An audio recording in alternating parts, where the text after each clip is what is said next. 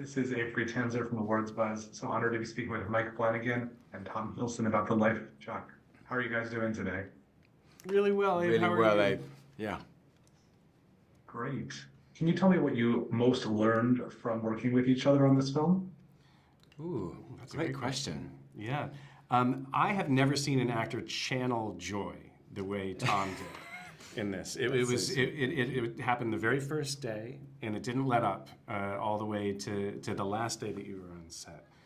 It was a pure transference of unadulterated joy, and Tom would radiate it out, physically pour it out into his work, and it was infectious. It lifted up the cast and the crew. So that was an amazing thing. The way you sought it, you embraced it, and I think very, very earnestly and honestly spread it through the shoot. Oh, that was something I haven't seen before. Well, it comes from the top. I can't do anything without you. And you set the table, you create the space, you wrote the script, you asked me to come.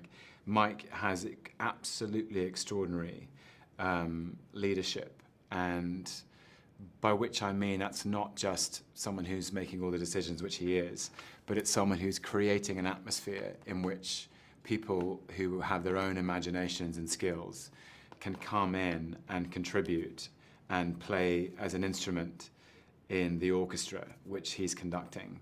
So if I brought any joy, it's only because of the atmosphere you set and also the enormous gift of your trust, which is something that that really is all creativity is about.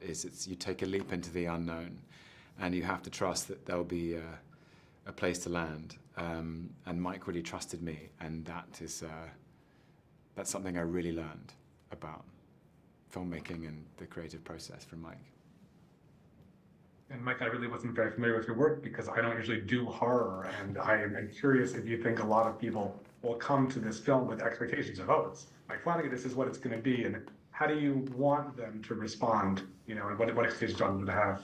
Well, we kind of have a double whammy there because people, come to it and they see Stephen King, and that carries the same kind of expectation. And so, I'm hoping people who typically avoid horror look at the boisterous, joyful light that's just on the poster, that's just in the way that neon, I think, is very accurately representing the movie, and realize that, it's true of both Steve and I, more than anything, we approach stories because of heart. And this was a chance to really tell a story that was about the human heart and the human soul. And I hope people aren't afraid of it in any way.